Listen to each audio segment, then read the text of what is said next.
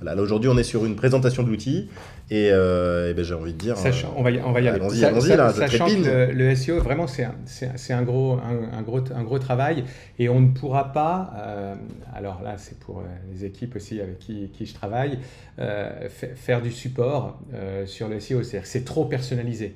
Donc, soit vous savez, soit vous ne faites pas. Vous verrez notamment, je sais pas, je pense à des modifications d'URL, ce genre de choses. Faut pas se lancer dans des choses qu'on ne maîtrise pas. Alors certains d'entre vous font appel à des agences, à des référenceurs dont c'est le métier. Eux savent faire et l'outil qu'on a fait, il est plus destiné à des gens, à des initiés ou à des gens qui sont spécialisés Sans que ça soit non plus un outil trop technique. Voilà, vous verrez, on a vraiment simplifié, on a essayé de rendre les choses le plus accessible possible. Mais bon, on va quand même vous expliquer. Alors déjà, on avait fait une petite... ça devient interactif, nos lives, on est presque comme sur une chaîne de télé. Maintenant, attention, hop, voilà, ça s'affiche. Voilà. Donc on a, désolé Lionel, tu as disparu. Okay. Les trois piliers, voilà, les trois piliers du SEO. Alors il faut que je penche un peu la tête. Voilà.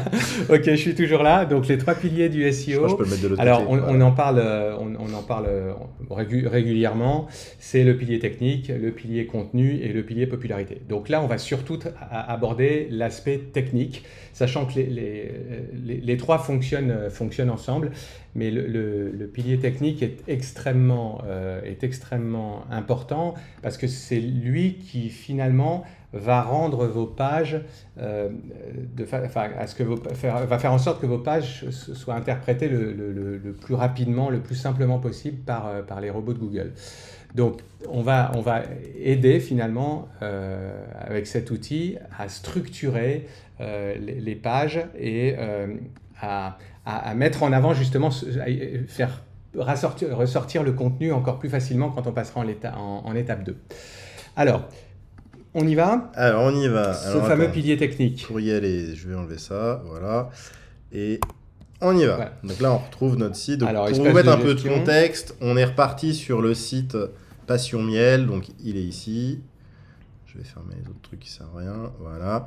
Donc ça, c'est un site qu'on utilise un peu en test. Il est pas. On n'a pas pris les téléviseurs et les casques audio. Ouais, on avait envie de changer. on est parti sur le miel. On l'avait pris Passion Miel pour faire, je ne sais pas si vous vous souvenez, quand on avait fait la landing page là, lors d'une opération marketing et mailing. Alors d'ailleurs, pour la petite histoire, on a fait ce site faux, enfin.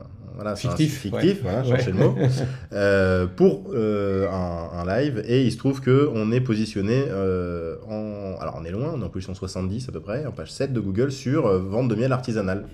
Ce qui montre bien qu'en faisant rien du tout, déjà, ça fonctionne. Et pour le coup, sur celui-ci, on n'a rien fait à part un live. On a vu ça ce matin. Et c'est pour ça qu'on l'a repris, parce qu'on s'est dit, tiens, c'est quand même intéressant de savoir qu'on arrive à positionner un site sans finalement faire grand-chose. Alors certes, en 70, ça sert à peu près à rien, mais quand même. Mais ça veut dire que si on travaille, par contre, on peut aller le placer. Aller là. Et là, en fait, on commence à trouver un point aussi on va vous aiguiller un petit peu, mais notamment ce qui est pas mal quand on travaille le référencement naturel. En gros, je suis obligé de revenir, avant de rentrer dans l'outil, je suis quand même obligé de revenir un petit peu sur les bases du truc. Désolé, hop, je reviens. Comment on fait ça déjà ? Voilà.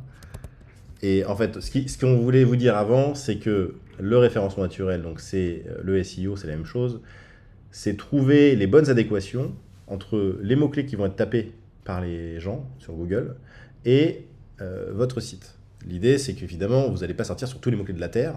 Donc, il faut à la fois trouver les mots-clés qui correspondent à la recherche, enfin, ce que les gens vont taper quand ils sont dans une recherche et qui cherchent votre produit, parce que ça ne sert à rien qu'ils tapent chaussures et que vous vendiez des t-shirts ou du miel. Ce qu'il faut, c'est que quand ils tapent qu'ils veulent acheter du miel, ça soit votre site qui sort. Ça a l'air de rien comme ça, parce qu'évidemment, je prends un cas très basique avec les miels et les chaussures, mais c'est hyper important. Parce qu'il y a des mots-clés où il y a des fois 60 requêtes par mois, et en rajoutant juste un petit truc, ou en enlevant un petit truc, on passe de 60 par mois à 1500. Et là, ça change tout. Parce que si on est premier sur une requête où il n'y a que 60 requêtes par mois, 60 personnes qui cherchent, bon, c'est bien, on peut se frotter le ventre en disant « Ah, je suis premier sur ce truc-là ». Sauf qu'à côté de ça, votre concurrent, il est premier sur l'autre mot-clé, et il y a 1500 personnes qui passent tous les mois, et là-dessus, c'est lui qui prend le business.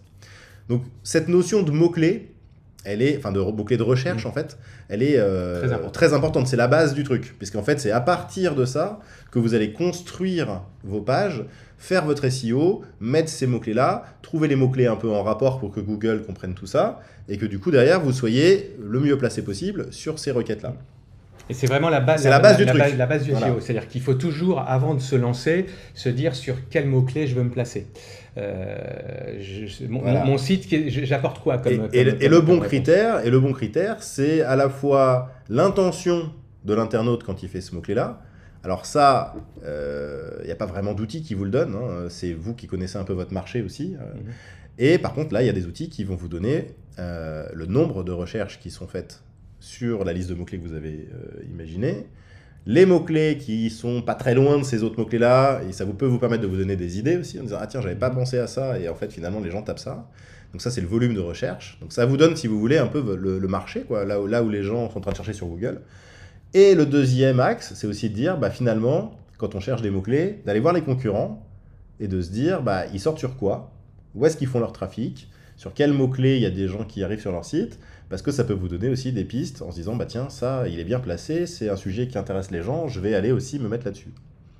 Et parfois même, c'est important de le faire, pas forcément en se disant, ils sont trop gros, je serai jamais devant eux, parce qu'effectivement, ça peut arriver, il peut y avoir des gens beaucoup plus gros que vous depuis depuis très longtemps, et même plus légitimes que vous sur certains sujets. Mais, du point de vue de Google, ça peut être intéressant quand même d'aller traiter ces requêtes-là, parce que Google va se dire, tiens, quand même, il connaît bien son sujet, donc peut-être pas sur le mot-clé principal, vous n'allez peut-être pas être premier tout de suite, par contre, sur les mots-clés un petit peu secondaires, autour de cette thématique-là, il va considérer que vous êtes légitime, et il va vous positionner. Donc voilà, on va essayer de ne pas être trop docte ou de faire trop en mode court, mais c'est important quand même d'avoir un petit peu cette notion de recherche. Alors, on revient sur notre site. Voilà. Et on va aller voir donc ce fameux module SEO. Alors, on va démarrer par l'application. Donc, onglet application. On va aller dans les applications marketing. Ici. Et on va aller dans l'application SEO. Alors, vous n'y avez pas encore accès. Elle sera mise en production, je pense, en fin d'après-midi ou dans la soirée. En tous les cas, vous la verrez pour ceux qui assez vite dans la liste des applications activables. Alors, voilà. Donc Jérémy, ça y est, il a activé l'application. Alors, sur la partie gauche, vous lirez, mais rapidement, on rappelle ce que c'est que le SEO et surtout les éléments qui contribuent justement à ce référencement naturel sont listés ici et on verra que sur chaque type de page, on pourra intervenir sur les titres, les métadescriptions, les niveaux de titres, les attributs alt pour les images, les structures des URL et on verra qu'on a un comptage de mots à la fois dans chaque contenu de page. Donc ça, c'est vraiment les 6 points, les 6 éléments concrets sur lesquels vous allez pouvoir travailler. Mais avant d'y aller directement, sur la partie droite maintenant de l'écran, on a ajouté deux choses, deux fonctions, on va dire, très importantes. Une première fonction, le sitemap. Alors Jérémy va nous expliquer très brièvement ce qu'est un sitemap. Très brièvement, en fait, un sitemap, c'est une liste des URL, donc des adresses, de toutes les pages de votre site. Voilà. C'est aussi simple que ça. Donc traduction, plan de site en fait. C'est une sorte de plan de site. C'est un plan de site. Un petit peu technique pour que Google puisse bien le manger. Mais c'est uniquement en gros la liste des pages de votre site. Alors à quoi ça sert ? Ça sert aux robots, notamment Google, en aspirant juste une adresse, d'avoir tout le plan de votre site. L'intérêt de ça, c'est quoi ? C'est que, en ce moment, depuis quelques mois, Google a un petit peu débrayé, on va dire, sur le crawl et l'indexation. Donc le crawl et l'indexation, c'est quoi ? C'est ces serveurs de Google qui passent leur temps à aller imiter un surfeur qui va sur un site internet et qui voit une page, et puis il va voir la suivante, et puis il va voir la suivante, et ils passent leur vie à faire ça. Et derrière, ils explorent le web. Sauf que ça, évidemment, ça coûte des sous, puisqu'il faut que les machines le fassent en permanence, et ils ont un petit peu changé leur politique par rapport à ça. La conséquence, c'est quoi ? C'est que c'est peut-être un peu plus dur, enfin c'est pas peut-être, c'est sûrement un peu plus dur maintenant, d'avoir toutes ces pages dans l'index de Google. Donc l'index, c'est les résultats de Google. En gros, le point de départ, si votre page, elle est même pas dans Google, Donc on dit dans l'index, c'est dans Google en gros. Si votre page n'est pas dans Google, vous pouvez faire ce que vous voulez, elle ne sortira jamais. Donc le premier point de départ, c'est qu'au moins les pages de votre site soient dans l'index de Google. Et pour faire ça, Google crawl le site, mais en lui donnant le sitemap, on gagne un peu de temps, surtout quand on crée des nouvelles pages, puisque comme il crawl un peu moins vite, en gros, on a moins besoin d'attendre qu'il tombe sur une page qui fasse un lien vers cette nouvelle page. Avec le sitemap, il va avoir tout de suite la liste. Alors on précise, donc le sitemap qu'on a fait, c'est un sitemap dynamique, qui se débrouille tout seul. Alors, il ne veut pas dire qu'il est intelligent non plus, mais il ne parle pas anglais. Bref,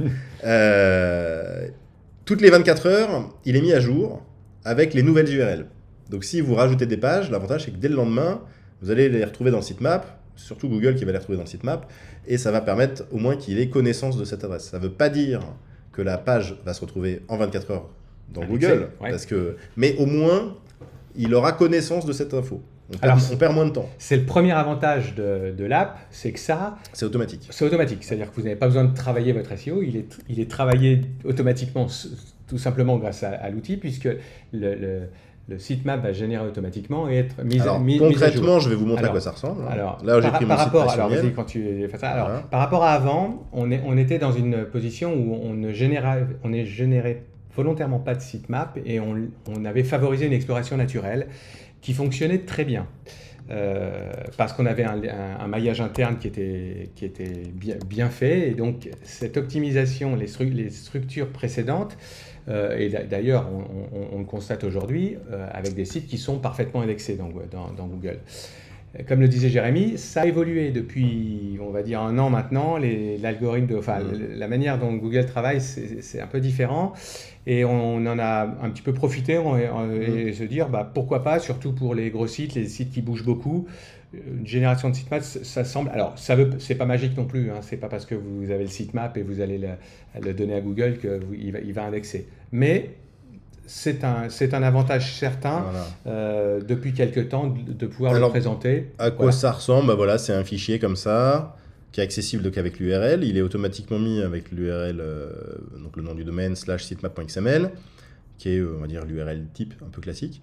Et vous retrouvez donc en fait les URL, les pages qui sont là avec les balises qui vont bien pour que le sitemap fonctionne bien. Mais voilà, en gros c'est une liste de pages comme on disait.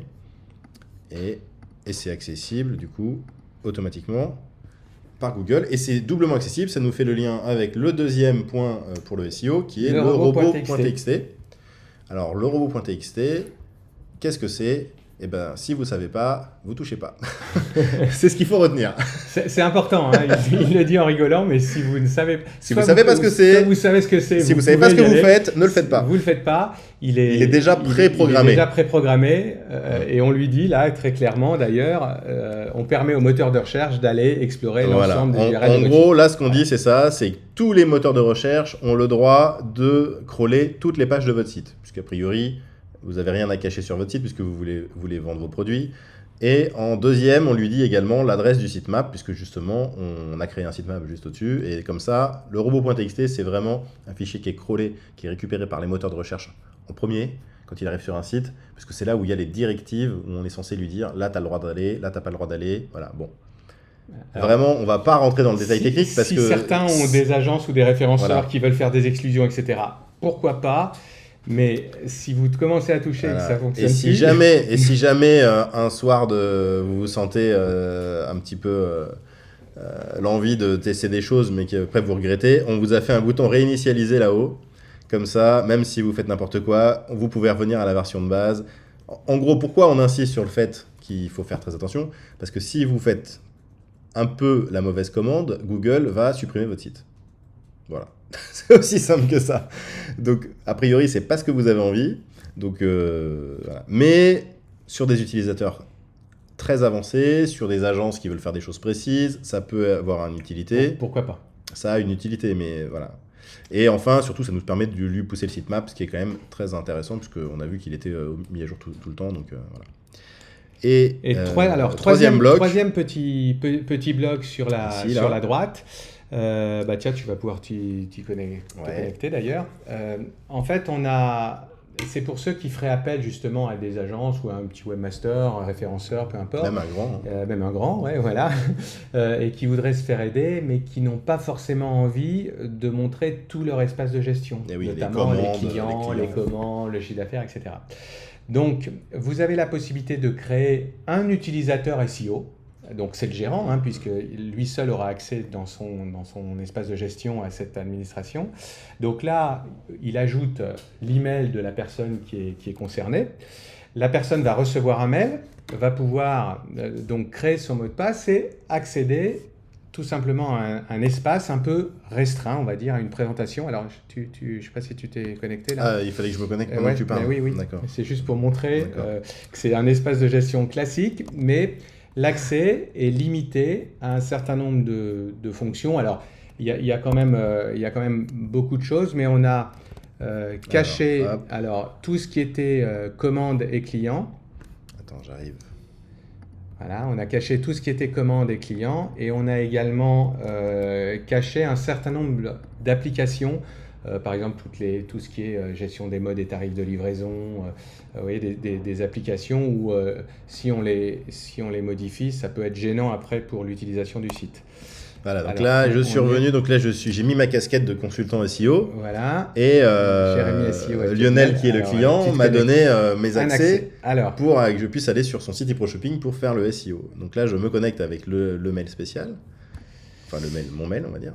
Ok, voilà. Et donc là, vous voyez que le menu est largement simplifié. Donc, il y a toujours l'onglet configuration, si tu peux aller dedans, où il y a juste les outils externes, puisque là, c'est tout ce qui est revendication de sites, notamment Search Console et Facebook et code de validation Pinterest. Et ensuite, il y a les outils de suivi, donc Analytics, Facebook Pixel et Pinterest Pixel. Donc, ok, donc on revient. Il y a les applications, donc marketing, deuxième onglet, voilà. Donc on a bien toutes les applications marketing, boutique Facebook, newsletter, etc. Donc tout ce qui concerne, voilà, donc qui est indirectement, par exemple, il n'y a pas les directement lié ou les choses comme ça, au SEO. Et l'onglet Mon site, où là on a conservé beaucoup de choses dans l'onglet Mon site, avec notamment toute la gestion des produits, tous les blocs de la page d'accueil, les personnalisations de pages de contenu, etc. Puisque là, effectivement, c'est du SEO quand on travaille dessus. Voilà, donc un petit menu simplifié. C'est la partie vraiment métier business qu'on a enlevé, quoi. Donc petit menu, petite fonctionnalité simplifiée pour la personne chargée ça permet de donner les clés sans que la clé puisse ouvrir tout. Voilà, exactement. C'est un peu l'idée, quoi. Alors en revanche, tu vas te déconnecter. Pourquoi ? Tu veux retravailler en mode consultant SEO ? Ok, alors on travaille en j'avais mode prévu comme ça. Consultant SEO. Ok. Donc notre application a été activée. Donc on va aller maintenant dans le premier onglet, Mon site, et on va aller tout en bas, enfin presque tout en bas. Je gère le SEO de mes pages. Paf, voilà. Donc, premier écran, alors là on a repris tous les éléments qui contribuent au référencement, donc sur lesquels on va pouvoir travailler, mais on va commencer par présenter les 5 types de pages qui nous permettent de construire, de fabriquer le site. Donc, page produit, page de blog, page de contenu, page catégorie produit, page thématique de blog. Alors, il y en a qui fonctionnent ensemble, hein. Vous voyez, la page produit et la page catégorie produit, ça fonctionne un peu ensemble, mais c'est vraiment des types de pages différents. La page de blog et la page thématique de blog, ça fonctionne aussi ensemble. Et les pages de contenu sont les pages de contenu personnalisées. C'est un peu comme des pages de blog aussi. Voilà, c'est un peu comme des pages de blog, mais elles sont traitées, elles sont gérées différemment. Alors, on va rentrer dans un type de page. Alors, on peut démarrer par une page produit. Allez, on démarre page produit, ok. Donc, quand vous cliquez sur votre catégorie page produit, il va aller rechercher. Vous voyez, là, on a 6 pages produits dans notre site. Donc, il va lister automatiquement les 6 pages produits. Donc, c'est de voir pour qu'on ne cache pas trop avec notre tête. Voilà, là on voit tout. Alors, qu'est-ce qu'on voit sur ce petit listing ? Alors déjà, vous avez la possibilité, alors là on ne va pas faire de tri parce que j'en ai que 5 ou 6, il n'y en a pas beaucoup, mais vous pouvez filtrer vos pages produits par catégorie ou un produit en particulier, vous voyez, ou on a des filtres secondaires sans métadescription ou avec des images qui ne seraient pas encore balisées. Donc vous voyez, on a des petits filtres, donc c'est pas mal. Et il y a même un petit, vas-y, le dernier select. Voilà, donc on peut aussi faire une sélection sur le nombre de mots qu'il y a dans le contenu de notre page. Ça aussi, c'est des indicateurs qui sont importants, puisque si je me fixe un objectif de faire des pages produits avec, je sais pas, 300 mots, je veux tout de suite aller rechercher celles qui en contiendraient moins pour pouvoir les travailler plus précisément. Alors là, déjà, vous voyez qu'effectivement, sur cette vue, on vous met en avant des critères des SEO petits critères importants. importants.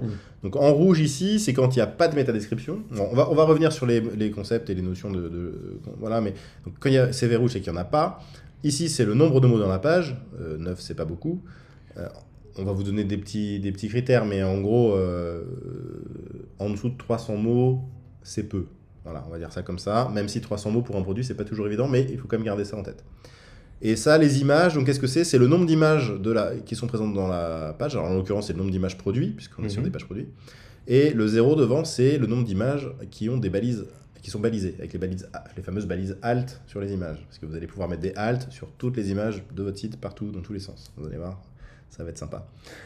Depuis le temps que vous attendez ça. Donc, et vous avez l'URL, bien sûr. Et l'URL, voilà, de la page. L'URL de la page. Alors on peut peut-être rentrer, on prend la première, on va aller voir la première. Hop. Donc là, en fait, cette vue, elle commence par nous dire sur quelle page on est. Donc le nom de la page, c'est livre. Alors, je vais vous montrer le site. Vous allez comme ça pouvoir comprendre. Donc on est sur ce produit-là. Voilà, livre. Alors, le nom de la page, c'est quoi? C'est le titre du produit. Alors, ça sert à ça, en fait, le fait de scinder les pages en type les pages blog, les pages produits, tout ça. En fait, pour vous simplifier un peu la vie, on a aussi des fois groupé certains trucs en se disant ça sert à rien de faire des doublons dans tous les sens. Donc, si vous modifiez le nom de la page sur une page produit, ça modifie le nom du produit. Parce que finalement, ça n'a pas de sens d'avoir un truc qui dit bleu et l'autre truc qui dit vert. On est quand même en train de vendre un produit, donc il faut que ça soit un peu proche, quoi. Donc là, livre, bon, on verra, c'est peut-être un peu générique. A priori, si je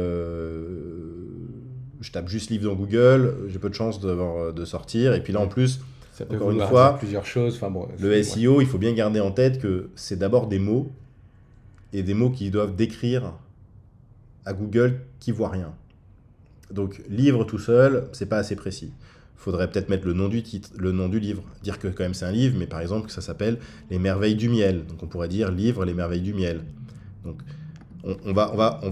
Alors sinon on fait les modifs. On peut le faire. On vous montre déjà un petit peu et puis on va faire les modifs. Donc ça, cette structure-là, enfin cette présentation-là, vous l'aurez sur tous les types de pages. Donc positionnez pas forcément toujours au même endroit, mais c'est toujours les mêmes titres. Vous voyez, page, nom de la page, l'URL, type de page, une page produit. L'URL, c'est l'adresse qu'on retrouve en haut là, ici.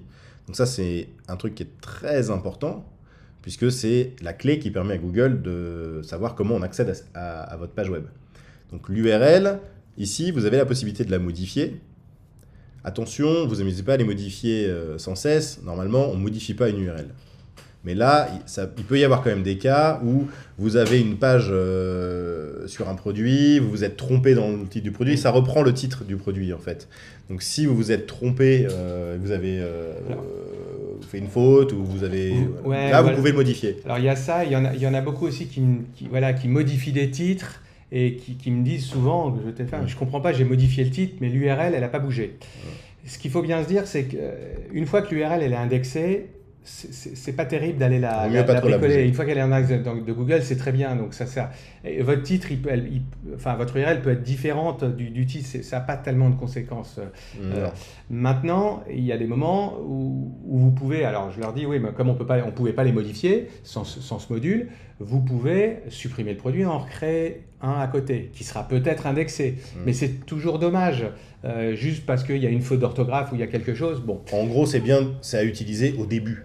Quand vous venez de créer un produit, vous vous rendez compte au bout d'une semaine que vous êtes un peu trompé, au bout de 2 heures, vous êtes un peu trompé dans le truc, vous modifiez, alors après, il va pas y avoir trop d'enjeux. Après, on évite. Alors, ce qu'on peut faire, vas-y, si on va sur modifier. Alors, ce qu'on peut faire, ce qui est quand même intéressant, c'est quand si vous la modifiez l'URL, vous pouvez demander une redirection.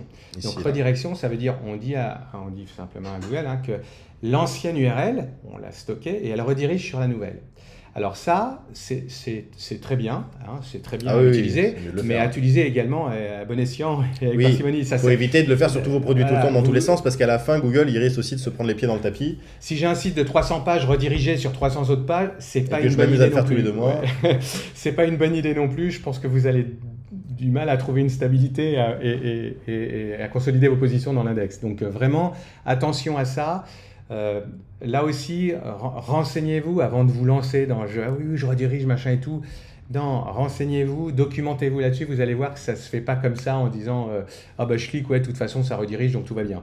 C'est pas aussi basique que ça semble l'être. Donc ça, c'était donc le petit bloc page qui nous indiquait, donc on était sur une type de page produit, voilà, avec le titre et l'URL. Ensuite, on a un bloc qu'on va retrouver sur toutes les pages également, qui est le bloc méta. Donc ce bloc méta, en fait, il vous permet d'aller travailler 2 zones, qui sont donc le méta title et la fameuse méta description.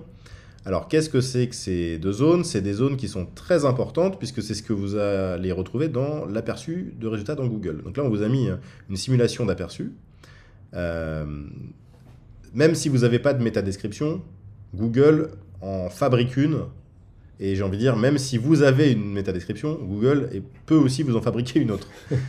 Bon, ce qu'il faut bien quand même garder en tête, c'est que d'un point de vue positionnement, c'est-à-dire le positionnement, c'est comment je me place le mieux possible sur une requête précise.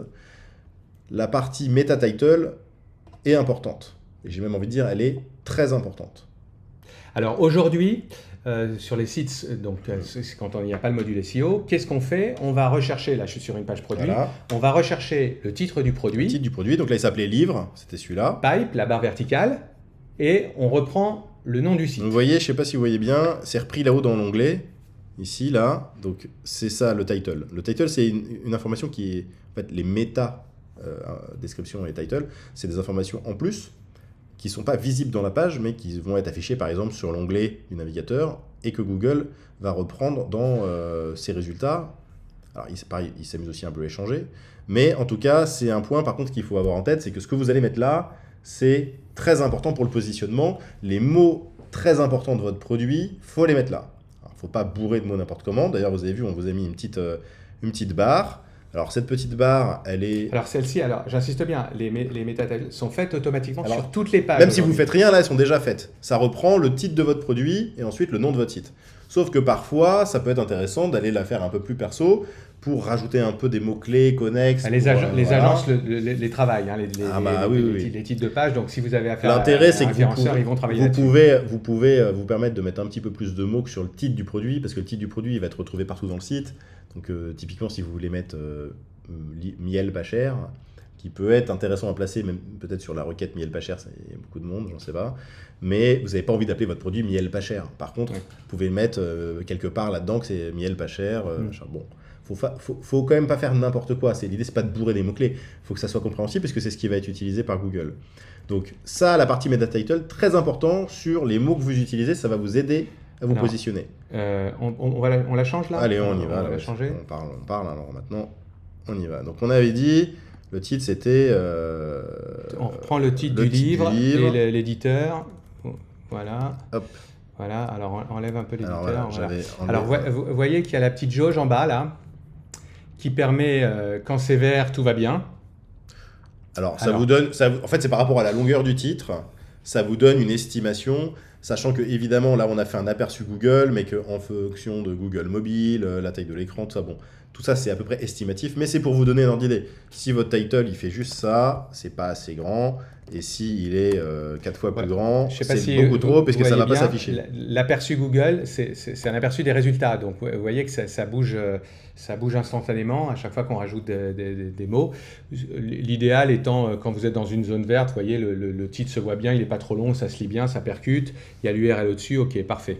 Alors là, vous voyez, on va vous prendre cet exemple-là, on a pris le titre du livre, on a mis le mot livre, parce que quand même c'est important, et on a mis l'auteur, parce que ça peut être aussi dans les recherches important, et puis pour Google aussi d'associer, il connaît les entités, donc un auteur, il va savoir que c'est un auteur, donc du coup ça va lui permettre aussi d'associer ça. Donc là c'est un titre, on peut considérer qui qui est pas mal. C'est pas mal, ouais. On a mis le nom du livre, le mot livre, bien évidemment, l'auteur. On pourrait rajouter aussi l'éditeur.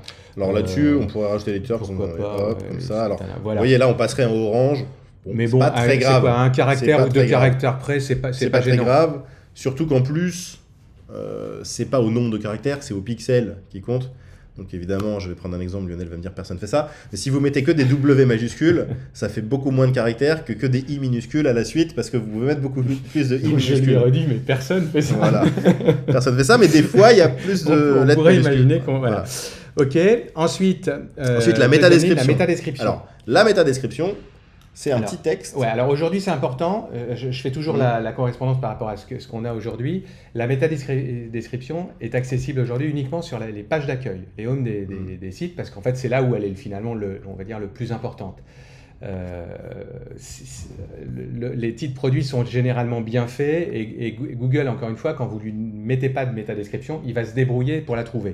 Donc sur des pages produits, généralement, il va aller vous chercher le départ de la description et moi, je regarde tous les jours les sites et ça marche assez bien. Maintenant, on peut aller plus finement et se dire, on va faire des métadescriptions sur l'ensemble des pages. Surtout, ce qu'il faut bien comprendre sur les métadescriptions, c'est que là, ça n'a aucun impact en termes de positionnement. C'est-à-dire que tous les mots que vous allez mettre là, que vous les mettiez ou que vous les mettiez pas, ça va rien changer au positionnement de votre site dans les résultats de Google. En revanche, c'est quand même utile parce que c'est ce qui va s'afficher dans les résultats. Et donc, ce truc-là, vous l'écrivez pour l'internaute, pour l'inciter à cliquer. Donc c'est du SEO marketing. Voilà, c'est du SEO marketing. C'est quand même du SEO, puisque Google mesure quand même si les gens cliquent sur votre réponse quand elle est présentée aux internautes. Donc, si vous avez une métadescription qui ne donne pas envie de cliquer, eh ben, les gens ne vont pas cliquer. Google va se dire, cette page, personne ne clique dessus, donc je la descends. Donc, c'est quelque chose qui est quand même important. Mais ce n'est pas directement les mots que vous allez mettre qui vont faire que votre page, elle monte sur cette requête-là. Là, on est vraiment à destination des humains. Donc, on avait commencé à écrire un truc. On a mis, découvrez ce livre incroyable pour tout connaître sur les bienfaits du miel. Alors, généralement... Et c'était un peu court, alors on a voulu en remettre un peu plus. Voilà, il faut aller sur du 150, 160 caractères. Hop, voilà. De toute façon, vous verrez que dans les résultats, là, vous voyez, il split, il fait une ligne et demie, il coupe et il met trois petits points. Généralement, les résultats sont présentés comme ça. En revanche, vous voyez que pour inciter, il faut que ça soit vraiment incitatif. Parce que là, comme le disait Jérémy, c'est l'internaute qui arrive dessus. Et il cherche pour arriver là, il va peut-être chercher un livre sur les recettes à base de miel. Il va chercher, je sais pas ce qu'il peut trouver. Là, vous voyez, découvrez ce livre incroyable pour tout connaître sur les bienfaits du miel, en exclusivité, un chapitre avec les recettes au miel des grands chefs. Incroyable. Ouais, et là, on a un peu envie d'aller voir. On a un peu envie d'aller voir. En tout cas, on a plus envie d'aller voir que tout à l'heure, il y a vu, c'est écrit livre. Ouais. Ça, c'est sûr. Et donc, finalement, ça, c'est quelque chose qui est important parce que vous vous battez avec votre site pour essayer d'être tout en haut, mais une fois que vous êtes tout en haut, il faut que les gens cliquent pour aller voir. Donc, il faut quand même leur donner envie. Ça, c'est la partie donc métadescription. Donc ces deux trucs-là, ces deux champs, méta-title et métadescription, vous allez les retrouver sur toutes les pages. Puisque c'est vraiment des informations qui sont liées à une page web, comme l'URL. Donc ça, vous allez les retrouver partout. Bon, je pense que sur la méta, là, c'est pas mal. Alors, j'ai envie quand même qu'on change. C'est un peu l'entête de vos pages, quoi. Donc, on va quand même changer le nom de la page, parce que livre tout seul, on avait dit qu'on allait le changer. Donc, on a dit, on va mettre Les Merveilles du Miel, livre de Marceline Pomard, aux éditions Téna. Hop, on va mettre juste ça. Alors, attends, non, c'était pas ça que j'avais prévu. Ça, c'était mon title, pardon. Le titre, c'était juste ça. On avait dit, donc, Les Merveilles du Miel, le livre. On peut faire ça, on peut écrire livre, Les Merveilles du Miel. Là, vous avez les mots importants. Il y a un titre de livre, on dit que c'est un livre, donc déjà c'est... Voilà, quand on revient sur notre page, on trouve que notre produit a changé. On a repris ici le titre. On retourne sur notre truc, voilà, sur notre page de détail. Alors, donc page, c'est fait. Méta, c'est fait. Et maintenant, passons on attaque au contenu. Alors, contenu pour une page produit, on est d'accord, c'est la description. Donc la description... Donc là, en fait, il faut bien comprendre, c'est que là, vous êtes en train d'éditer la description du produit. Donc si vous faites une modification ici, elle va se retrouver quand vous allez dans votre catalogue produit. C'est le même champ. C'est bien de le signaler parce qu'on peut travailler des deux côtés. Voilà. C'est-à-dire que quand vous travaillez en SEO, vous travaillez plutôt ici, c'est-à-dire je gère mon SEO, je choisis mes catégories de pages, mes types de pages et je vais dans les pages sur lesquelles je veux travailler. Mais quand j'ajoute des produits, je ne vais pas forcément aller ici, où je vais me retrouver dans Gérer produits et services. Et vous avez vu d'ailleurs que les pages produits et services, il y a une trame qui apparaît après la description, qui concerne justement le SEO. Donc quand vous êtes sur votre page produit habituelle, vous ajoutez un produit, etc., vous avez tout de suite la possibilité d'accéder donc aux fonctions SEO et de travailler ce qu'on vient de faire, titre, métadesk, etc. L'intérêt, c'est que du coup, si vous pouvez juste vous concentrer sur les contenus, mettre une personne qui est juste sur les contenus, puis sans avoir à toucher le prix ou les catégories ou ce genre de choses. Donc, alors, première zone d'info, c'est ici, nombre de mots et structure à chaîne. Alors, on va vous expliquer ce que c'est. Nombre de mots, bon, ça, a priori, c'est un comptage des mots qui sont dans la description.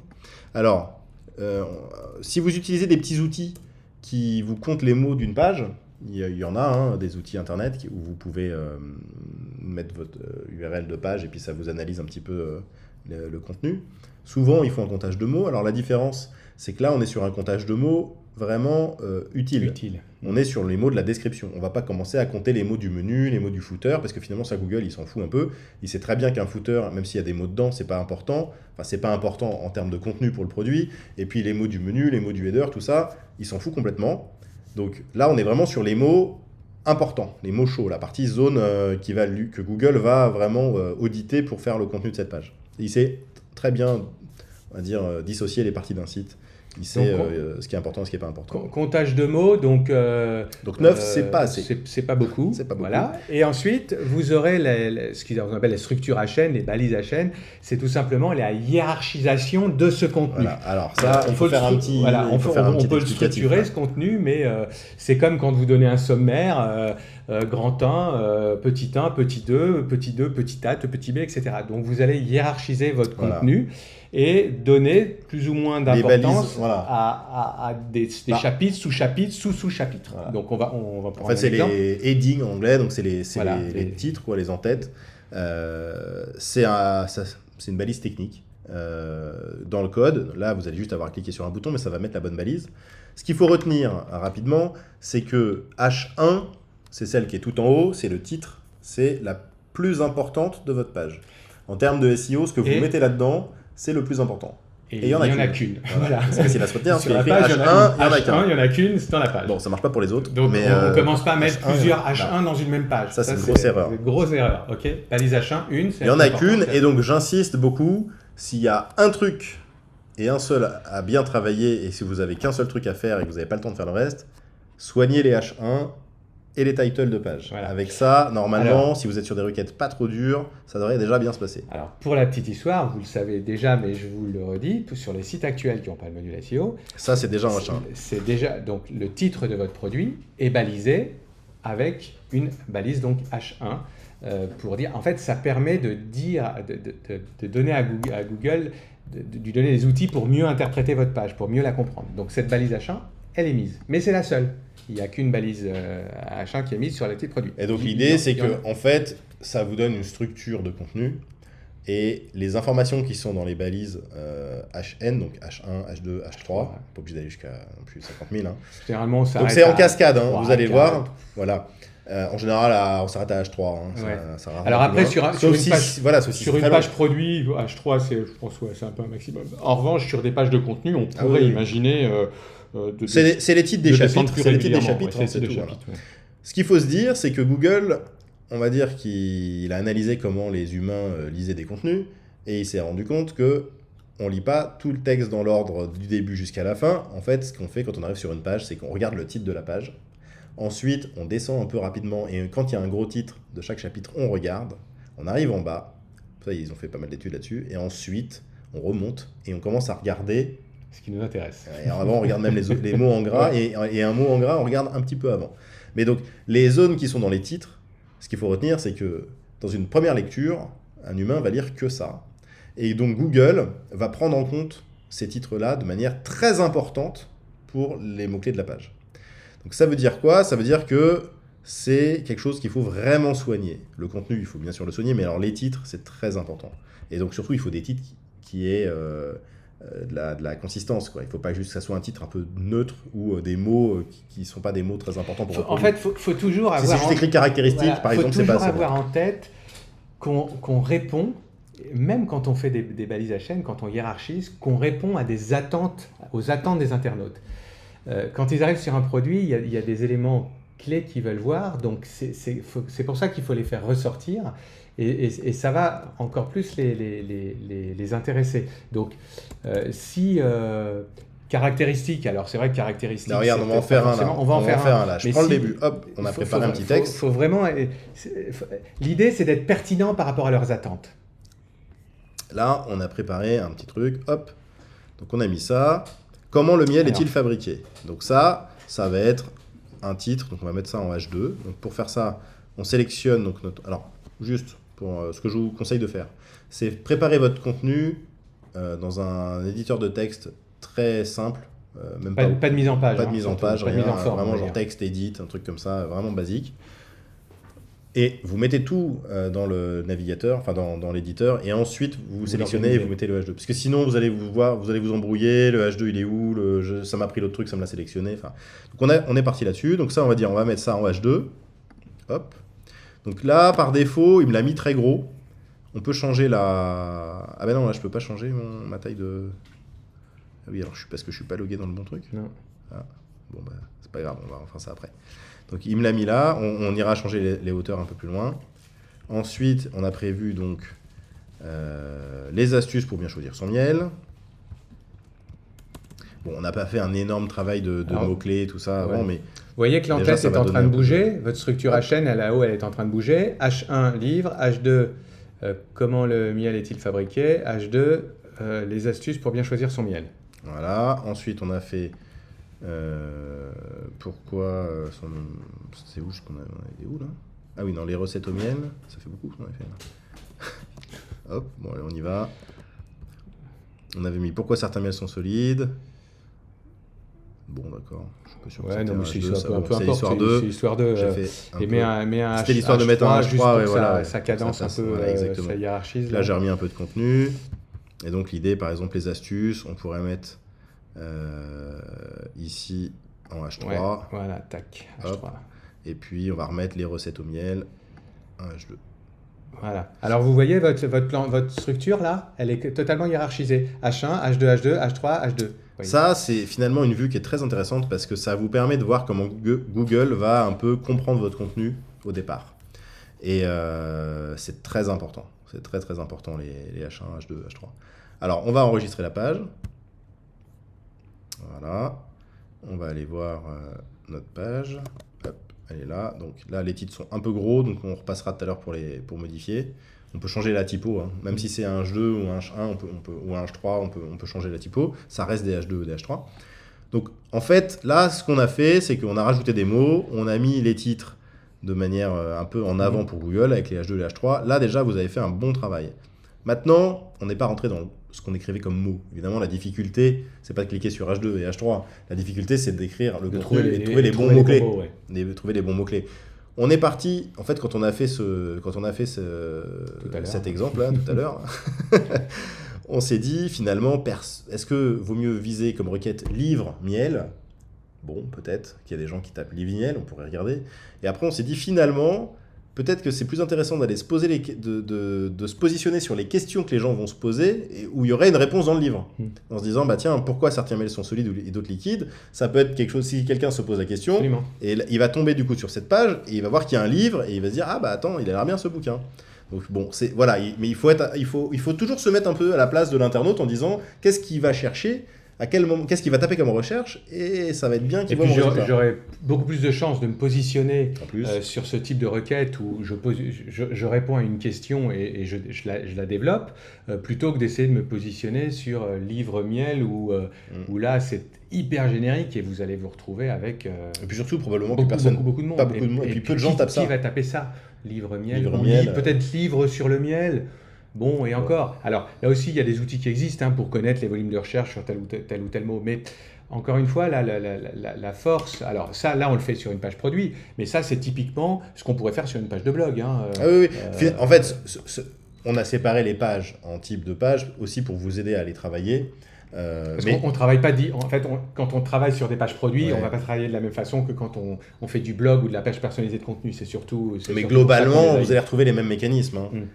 Alors, on a fini, on va dire que la description est plutôt pas mal, on est à 315 mots-clés. Vous voyez, je vous parlais de 300 mots-clés, ça fait déjà quelque chose voilà, de correct. Je dirais pas consistant, mais bon, ça fait sérieux. Même un internaute, quand vous arrivez sur un site et qu'il y a 3 lignes, ça fait moins sérieux que s'il y a un petit peu de contenu. Ça reste des basiques.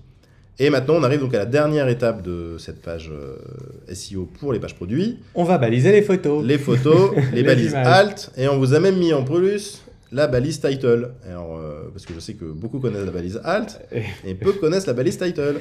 Alors, Voilà. la balise alt. Alors aujourd'hui, j'aime bien faire la petite. Aujourd'hui, on associait le titre du produit. Donc en fait, ça fonctionnait bien et vous vous rendez compte que sur les sites actuels, à partir du moment où la page est indexée, boum, Google Images, il a Voilà. toutes les. Alors, toutes les ça peut être images du intéressant site. si vous avez 10 images sur votre produit, Voilà. parce que ça ne sera pas 10 fois la même comme ça. Voilà, donc là, ça peut être intéressant. Là, le gros intérêt, je vais laisser Jérémy expliquer ce qu'est une balise alt pour alternatif. En fait, Voilà. à la base, les balises alt, c'est une balise qui a été faite pour les malvoyants, pour que si quelqu'un a un affichage sans image, il puisse quand même savoir ce que c'est derrière l'image. Alors, il y a eu les malvoyants, mais je me mélange un peu, désolé. C'était aussi pour quand il n'y avait pas les images qui se chargeaient. Bref, c'est un mot-clé texte qui est associé à une image. Voilà. Donc là, vous allez pouvoir mettre par exemple livre, les merveilles du miel. Voilà. Ce qu'on va faire, c'est que la balise title, on va mettre la même. Comme ça, vous allez voir à quoi ça sert. Et la balise title, je vous montre tout de suite. J'enregistre. Voilà. La balise title, en fait, ça fait ce que vous allez voir quand vous laissez la souris sur une image. Par exemple, je laisse ma souris ici. Et normalement... Chrome, il le fait pas. Bon, Chrome le fait pas. Safari le fait bien. En fait, ça vous met un petit aperçu avec le title. Voilà, bon. Et en fait, la balise alt n'apparaît pas. Elle est La balise alt, vous la verrez jamais, sauf quand l'image s'affiche pas. Elle est vraiment pour les moteurs, puisqu'en fait, on dit à Google le contenu de la photo, quoi. En fait, Ouais. faut le prendre comme ça. Donc ça, c'est la plus importante des texte deux. alternative, Voilà. on va dire, à la photo, à l'image. C'est la plus importante. Et l'autre, c'est quand effectivement on passe la souris. Quand on passe la souris sur une image, ça va faire un petit ça donne le petit infobulle titre de là l'image, avec quoi. le titre. Voilà. C'est souvent la même chose entre le alt Oui, et oui. la balise Même d'ailleurs, title. souvent le title n'est pas mis. Ouais. Mais là, on s'est dit, tant qu'à faire, autant faire les choses à fond. l'ajoute, Voilà, peut on l'a mettre les mis. deux. Et là, voilà, on a une belle page bien optimisée. On va retourner voir dans notre listing. Et normalement, alors à changer. Alors la métadescription, du coup, elle est orange. Ça nous le met ici. Ça nous permet de gagner un peu de temps aussi. Bon, elle est orange. Pourquoi ? Parce qu'elle était un peu longue. Mais on vous l'a dit, c'est pas grave d'être un tout quelques petit peu trop caractères, long. c'est pas gênant. Voilà. En fait, il faut quand même pas oublier qu'on s'adresse à des gens. Donc, des fois qu'il y a un mot de plus ou de moins, c'est pas grave. Google, il va s'adapter de toute manière. C'est jamais fixe de la même largeur. Puis ça peut même être bien des fois il y a la coupure. Ouais, ça donne envie d'aller voir la suite. Ça donne envie d'aller voir mince, il Ouais, manque c'est un mot, vrai. c'est quoi qu'il y a derrière. Donc ça peut être aussi une petite stratégie intéressante d'aller mettre un peu plus long pour que le mot soit coupé au bon endroit. en Ouais, fait. que ça donne Ouais. envie, ouais. On a donc 315 mots sur notre fameuse page. Ah, si je clique dessus, voilà. Et nos images 1 sur 1. Donc on a bien la balise alt qui a été mise sur l'image. Donc là, on est content. On se frotte le ventre. On en a fait un. Il n'en reste plus que 5. Donc vous avez vu, ça prend un peu de temps. Alors bonne chance De aux le faire merceries et au site avec des Ça prend un centaines peu de de temps, produits. mais ce qu'il faut Mais- bien voir, c'est que c'est un investissement. Quand vous faites ça, vous faites quelque chose vraiment pour investir sur votre site. Là, vous travaillez vraiment votre site pour le futur. Parce que notre petite page sur le livre de miel, là, elle avait quasiment aucune chance de sortir. Là, maintenant, elle a quand même beaucoup plus de chances de sortir avec ce qu'on a fait. Mm. Alors, l'enjeu derrière, c'est aussi des fois d'aller mesurer les résultats de ce qu'on fait. Donc, quand vous avez peu de pages, vous pouvez un petit peu regarder. Il y a des outils aussi qui vous suivent un peu les positions. Mais bon, dans tous les cas, ça sera toujours mieux d'avoir un site avec du bon contenu. Et puis, j'ai envie de dire aussi, d'un point de vue un peu plus global, quand vous faites ça, vous travaillez le SEO de cette page-là, du miel, mais en réalité, vous travaillez aussi le SEO de tout votre site. Parce que Google, il analyse les pages, mais il se fait aussi une idée du site dans lequel sont les pages. Et s'il a 10 produits et que les 10 produits sont super bien écrits, super bien remplis, il y a plein de requêtes, ça fait du trafic, et ben, quand vous allez mettre un 11e produit, vous verrez qu'il va avoir beaucoup plus de chances d'arriver vite dans Google, parce que Google se dira, ce site, il est bien fait, c'est pas des pages légitime, vides, voilà. il y a du contenu, j'ai compris ce que c'est, Parce que le fait qu'il n'y ait pas de contenu, c'est pas juste ah, il n'y a pas de contenu, ce site n'est pas bien, je vais le punir. C'est juste qu'il ne sait pas forcément vraiment de quoi parle la page. Et donc, de quoi parle le site. Donc, plus on va lui donner à manger des choses qui vont l'aider à comprendre, plus derrière, vous allez avoir de la légitimité sur ce sujet-là. Et quand vous allez mettre des nouveaux produits, ils vont arriver plus vite dans Google. Donc, c'est un vrai travail de fond, mais quand vous êtes e-commerçant et que vous investissez sur votre site, c'est jamais perdu, ça. Vous construisez pour le futur. Donc, on a vu la page Cette produit. page catégorie. Voilà. Alors, on va peut-être aller sur la page catégorie de produits. Allons-y. Voilà, donc c'est pour... donc là, il y en a beaucoup moins. Donc les pages catégories, vous savez, ce sont les pages listing, c'est-à-dire qu'on fait une catégorie de produits. Et donc dans le site, vous allez avoir la page catégorie. On a rajouté précédemment une photo avec la fameuse balise H1 qui est sur le nom de la catégorie. Donc là, on va aller la voir. Alors, miel. Non, en accessoire, je crois qu'il est dans accessoire. Tu veux faire celle-là, ouais? Oui, on fait celle-ci, ouais. Donc celle-ci, vous voyez, donc là c'est accessoires et on avait fait nos accessoires et livres autour de l'univers du miel, tout peut être équipé. Ok, donc on va aller voir le SEO de cette page-là. Alors, déjà ce qu'on voit c'est qu'il n'y a pas de métadescription. Il y a 19... Je ne vois pas grand-chose malheureusement parce qu'on n'est pas dans le... Merde, je commence. Voilà, donc c'était cette page-là. Okay. Ouais. Ok.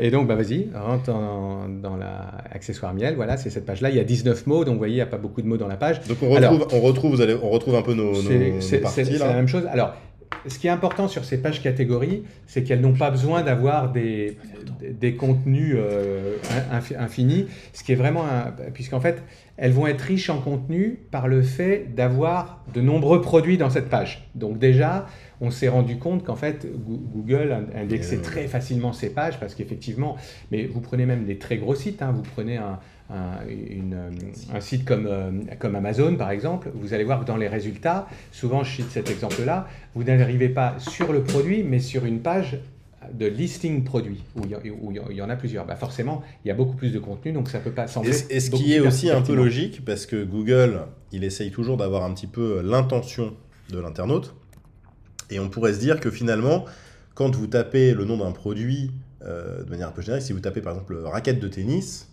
pourquoi il vous donnerait plus la raquette ou une autre? Voilà. Il sait que vous cherchez une raquette de tennis, mais avec votre requête, il sait que quelque part, vous ne savez pas quelle raquette vous voulez. Alors c'est sûr que si vous mettez une référence, etc., là vous aurez des plus de pages. Et donc il va se dire, il veut une raquette de tennis, tiens, j'ai une page où on me présente 50 raquettes de tennis, et je vais lui proposer ça comme réponse, au moins il fera son choix lui-même. Absolument.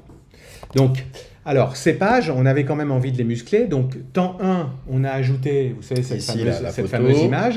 Ça, c'est le H1. Le H1, et avec du texte en dessous, pour justement contextualiser, thématiser le plus possible cette page.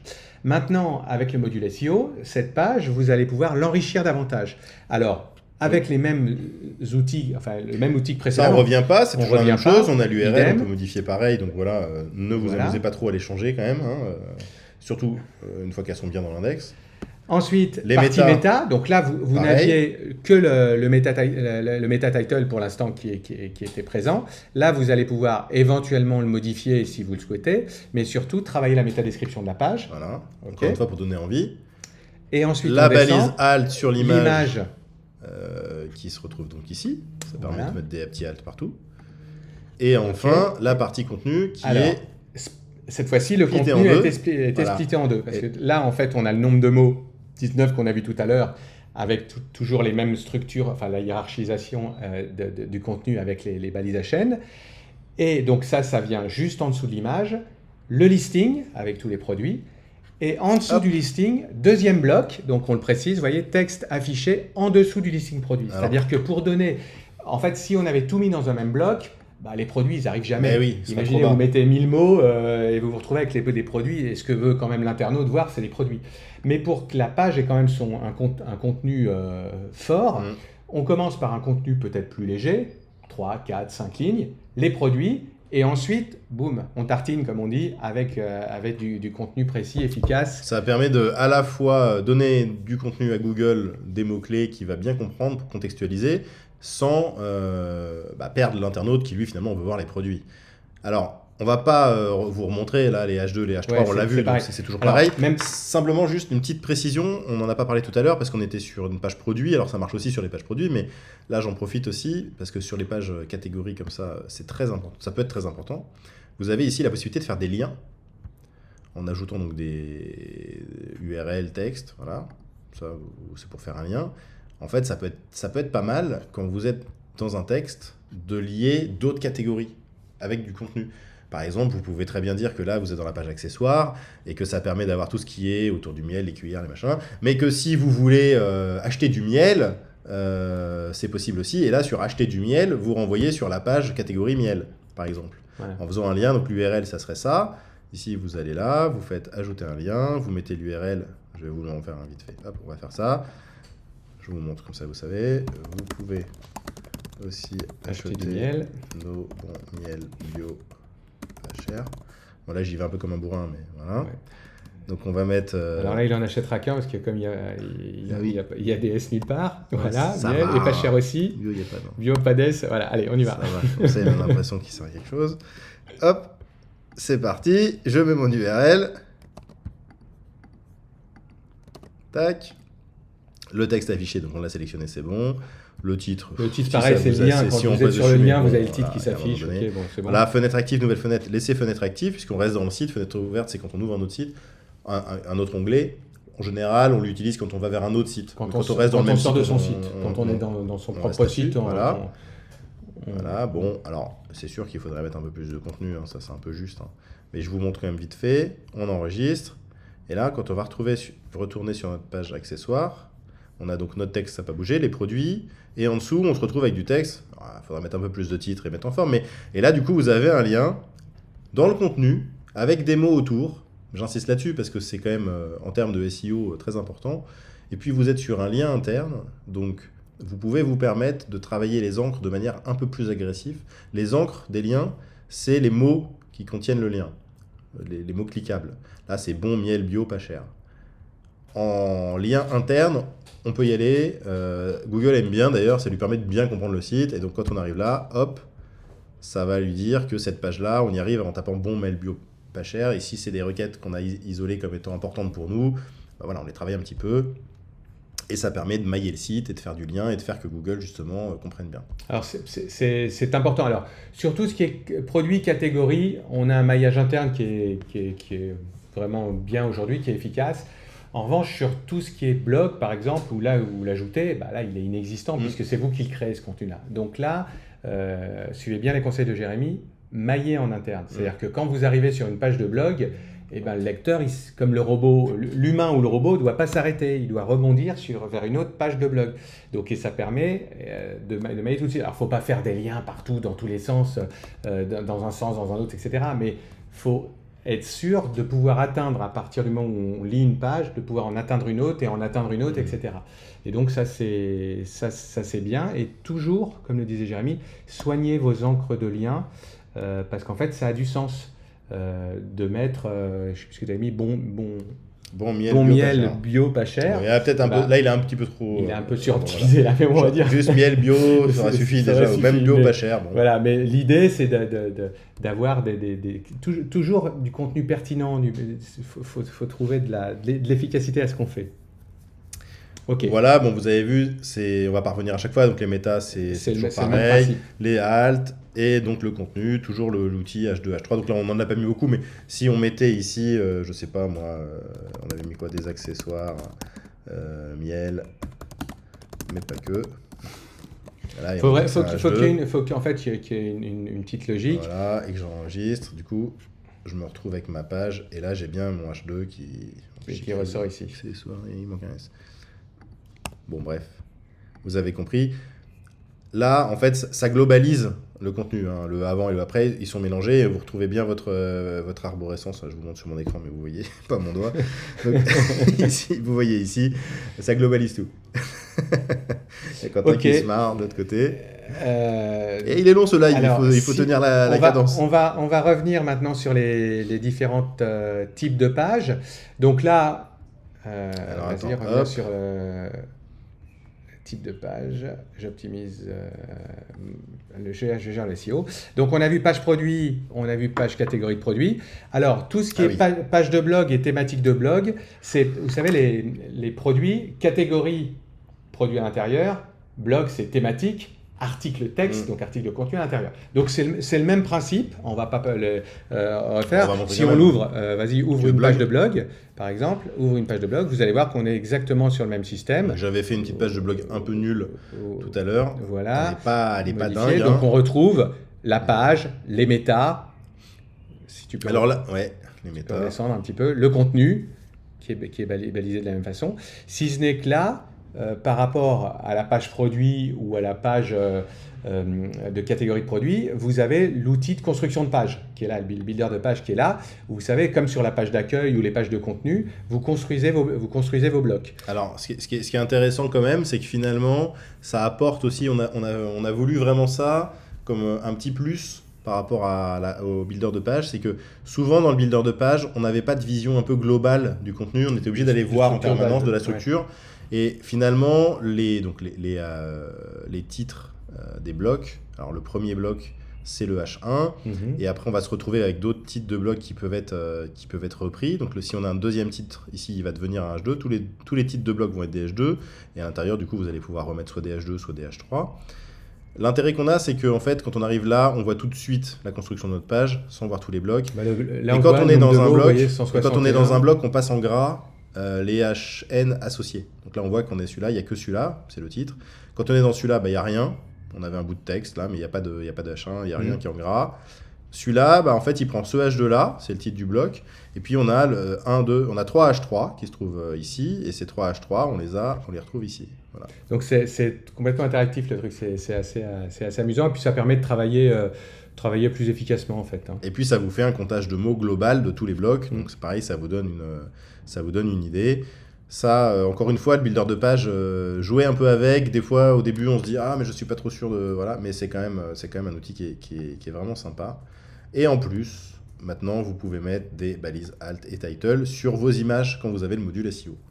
Ce qui est quand même sympa, parce que dans tous vos contenus, maintenant, vous allez vraiment pouvoir le faire partout. Dès que vous mettez une image, automatiquement, vous avez la balise alt qui va s'afficher. Ok, donc là, voilà. On va ressortir… on va revenir sur je gère le SEO. Alors, on va repasser au même titre qu'on a fait produit, page catégorie produit. Là, on a fait page de blog. On va aller sur les pages thématiques du blog. Donc, page thématique du blog, ça ressemble aux pages catégorie de produit, finalement, puisque c'est des pages qui regroupent. Donc, si… Vas-y, prends-en une, enfin, peu importe. Donc là, on reste sur quelque chose, n'importe, il n'y a pas grand-chose dedans, de toute façon. Donc… Voilà, on retrouve, vous voyez, à chaque fois la même structure, donc on n'est pas perdu. Donc la thématique du blog, c'est la thématique qui va regrouper donc les différents articles de blog. L'image. Et donc là, de la même façon, on fait notre texte. Oui, j'ai pas mis d'image sur ma catégorie, alors c'est une image vide, mais bon, je l'ai fait vite fait. Voilà, et là, vous retrouvez votre texte. En fait, vous savez, les pages de thématique de blog, c'est une sorte de sommaire de la thématique. Donc vous avez un texte, une image. Et là, vous allez donc pouvoir mettre vos HN en plus du H1 et puis mettre le alt sur l'image. Bon, une fois que vous avez compris, c'est pour ça qu'on a mis beaucoup de temps sur le produit, mais ça reste les mêmes éléments finalement. C'est juste qu'on les a un peu rangés différemment en fonction des types de pages. Puis bon, c'est quand même un site e-commerce, donc il y a un focus produit, même si on le renforce avec les pages de blog et les pages de contenu. D'ailleurs, on va finir par les pages de contenu. Donc les pages de contenu, toujours le même principe. Là, tout de suite, alors vous voyez que ça prend toutes les pages de contenu. Alors, pas besoin de s'éterniser sur tout ce qui est données personnelles, CGV, etc. En revanche, dès qu'on passe au qui sommes-nous ou dans les pages de contenu personnalisées, là, il faut aller les travailler. Alors, on va prendre celle-là. On va prendre celle-ci, par exemple. Allez. Donc là, alors vous voyez juste, on n'a pas zoomé, là, ça vous dit si la page est en ligne ou pas. Comme la possibilité par rapport aux pages de contenu, vous pouvez les mettre en ligne ou pas, vous avez l'info ici. Il y a les pages obligatoires, vous ne pouvez pas y avoir accès, tout ce qui est page CGV, etc., vous ne pouvez pas décider, je mets en ligne, je ne mets pas en ligne. Si vous la faites, elle est active, point. En revanche, les pages de contenu personnalisées, vous les travaillez, puis vous décidez de les mettre en ligne qu'au moment où vous êtes prêt. Mais on est dans la même logique, où vous avez le constructeur de page et vous ajoutez vos blocs en dessous, et puis donc nombre de mots qui est compté, et la hiérarchisation toujours de votre contenu.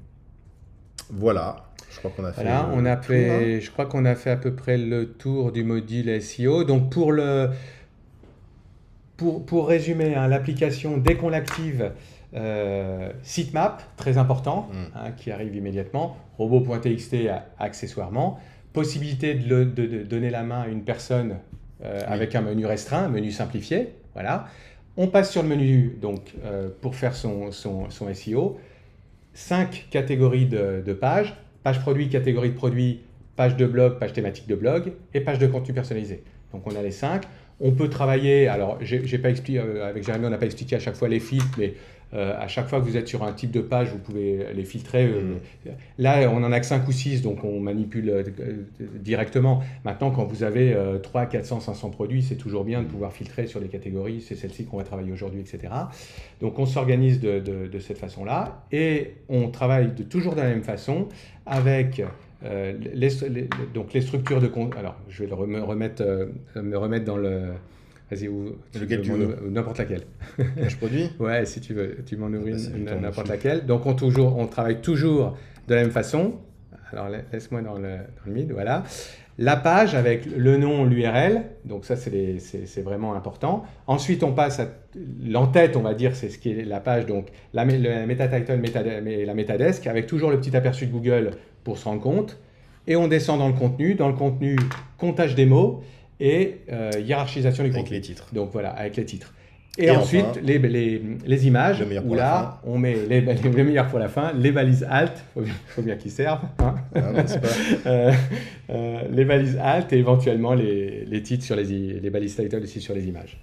Voilà. Voilà, donc là on a fait le... Donc là, normalement, on a fait- avec ça, je pense qu'on vous a montré un peu comment utiliser le module SEO. Encore une fois, vous allez vite vous rendre compte que c'est pas juste cliquer n'importe où pour faire d'arriver devant. Il faut quand même réfléchir. Il faut aussi avoir un peu d'infos. Il y a des choses que vous ne pouvez pas inventer. Hein, le nombre de recherches sur les mots-clés, quels mots-clés sont sur vos types de recherches, les concurrents sur quoi ils sortent. Bon, ça c'est des choses. Il faut avoir les infos. Donc il y a des outils qui existent. Bon, on verra, on en reparlera peut-être un petit peu aussi.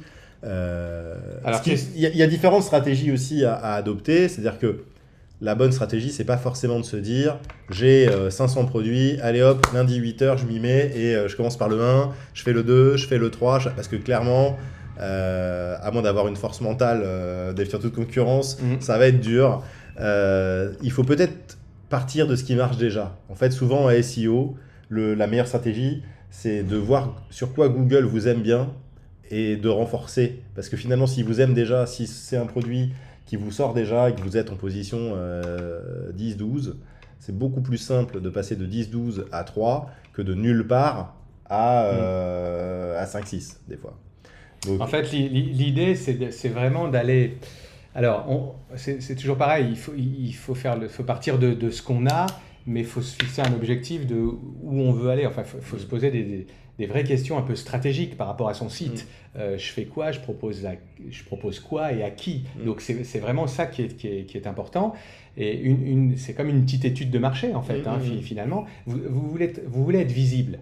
Mais auprès de qui? Et donc, en fonction de ce que vous avez défini, et en fait des objectifs que vous fixez, c'est d'aller chercher ce trafic. Donc, pour aller chercher ce trafic, eh ben, il faut passer par des mots-clés, par des contenus pertinents. Alors, petit conseil. Il ne faut pas trop ouvrir, hein, faut pas trop Ouais, ouvrir faut pas les trop bras ouvrir. trop Alors, grands. petit conseil, c'est que souvent, vous allez vous rendre compte... Alors, vous êtes quand même sur des produits. Les produits, j'ai envie de dire, c'est presque plus facile. Parce que finalement, le produit, normalement, il est précis. C'est pas à part un produit générique, mais enfin bon, ça n'existe pas. Il y a forcément quelque chose qui peut le décrire. Ce qui peut vous aider pour faire les fameux H2, parce que j'insiste, on a fait un petit résumé de l'outil. Moi, je vous refais un petit résumé, donc je vous l'ai déjà dit, mais quand même, dans l'ordre, ce qui est important, c'est le H1 de la page, donc le titre du produit, le nom du produit. Hein, on va Ça l'a toujours été. Hein. Ça a toujours été. Avec ou sans module SEO, voilà. ça l'a toujours été. Le title, la metadesk pour le côté utilisateur, mais les metadesks, ça peut prendre beaucoup de temps. Donc, bon, parfois, il vaut mieux aller optimiser plus de produits et refaire les metadesks dans un deuxième temps. Et dans les contenus, rajouter un petit peu de texte avec quelques titres. Il n'y a pas besoin de mettre 50 H2, hein, mais déjà, vous en mettez 2. Vous allez voir, ça va être pas mal. Et pour savoir quoi mettre, après, je te laisse finir. Vas-y. Pensez à utiliser les questions. c'est quelque chose que Google aime bien, c'est quelque chose qui est assez pratique et facile à faire.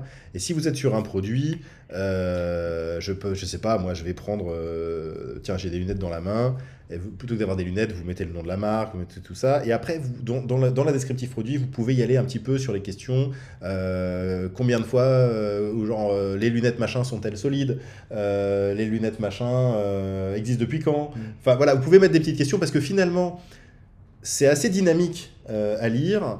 Google adore les questions. Et en plus, ça vous permet dans la question de vous glisser 2-3 petits mots-clés qui seraient peut-être plus difficiles à glisser autrement, parce qu'il y a une forme un peu verbale aussi dans la question, des fois c'est plus simple. C'est vrai, d'ailleurs c'est ce qu'on a fait sur... Et c'est pour ça ce qu'on a fait. Donc en général, vous faites... Les questions, c'est pas mal. Ça permet de faire des petites réponses courtes, ça permet de mettre tout de suite le mot-clé dans la question. Et puis même pour les internautes, ils aiment bien ça aussi. Hein. Mais vous pouvez aussi vous servir des balises à chaîne pour structurer aussi vos pages vos contenus de pages et de les organiser, parce que souvent on ne sait pas. Ça vous fait un petit plan. Alors ça fait un plan et gardez en tête du coup, si vous faites un plan, par exemple ça pourrait être, je sais pas, moi je peux vendre mes lunettes, je pourrais dire matériaux, caractéristiques, mais ça c'est nul comme titre. Parce qu'en fait, matériaux, c'est trop générique, caractéristiques, ça dit rien.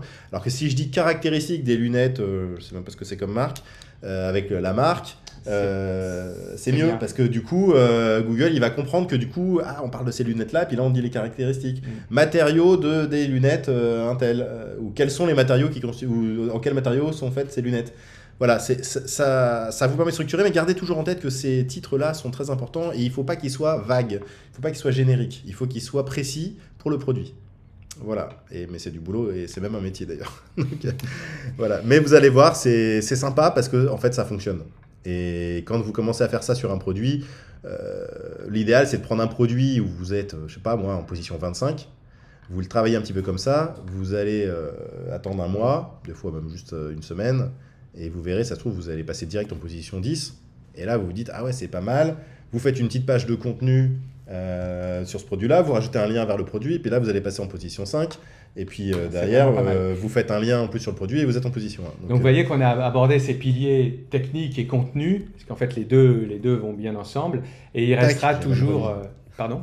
Ah oui, et il restera toujours le troisième pilier, qui est le pilier popularité. Parce que là aussi, quand vous faites du technique et du contenu, vous préparez déjà la popularité. Parce que, en fait, la popularité, il faut arriver à ce que les autres parlent de vous.